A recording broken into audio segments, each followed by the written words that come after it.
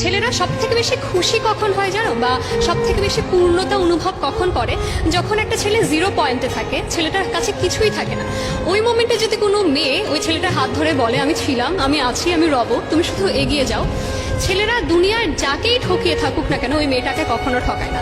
And দিন শেষে পরিপূর্ণতা বিয়ের মাধ্যমে দিয়ে থাকে তারা, কারণ ছেলেরা শুধুই চায় মানসিক শান্তি, আর তাদের মানসিক শান্তি দেওয়ার মতো একজন মানুষ। তারা যদি এটা পেয়ে যায় তাদের জীবনে আর কিছুই লাগে না, তারা সবকিছু ত্যাগ করতে রাজি ওই ভালোবাসার মানুষের জন্য, বা ওই ভালোবাসার মানুষকে আগলে রাখার জন্য, সাথে রাখার জন্য। ছেলেদের জন্য বলছি, এরকম কোনো মেয়ে বা এরকম কোনো ভালোবাসার মানুষ বা এরকম কোনো শুভাকাঙ্ক্ষী তাদের দরকার পড়ে, যাদের কাছে না তারা মন খুলে সব বলতে পারবে।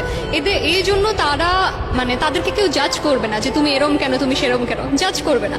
তারা এরম একটা মানুষ চায় যে শুধু আমায় শোনো, তোমার কিছু করতে হবে না, তোমায় আমার এক্সপেন্সিভ গিফটস দিতে হবে না, তোমার আমার পাশে থাকতে হবে না, তোমার আমার সাথে সবসময় 24 ঘন্টা ফোনে কথা বলতে হবে না, তুমি শুধু শোনো।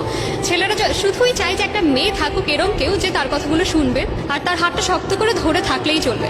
ছেলেরা এক্সপেন্সিভ গিফট চায় না, সুন্দর সুন্দর দামি দামি উপহার চায় না, কোথাও ঘুরতে নিয়ে চলো, এখানে চলো, সেখানে চলো, এগুলো ছেলেরা একদমই চায় না। ছেলেরা যেটা চায় সেটা শুধুই মানসিক শান্তি। ছেলেরা সবসময় এরম একজন মেয়েকে চায় যে মেয়েটা শুধু পাশে বসে থেকে তার হাতটা শক্ত করে ধরে বলুক আমি ছিলাম, আমি আছি, আমি রয়ে যাব।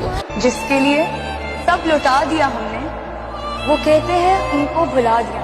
गए थे हम उनके आंसू पोंछने,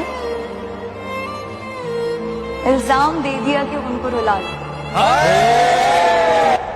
कोई समझे या ना समझे कोई फर्क नहीं पड़ता, लेकिन जिससे उम्मीद हो अगर वो ना समझे तो बहुत तकलीफ होती है।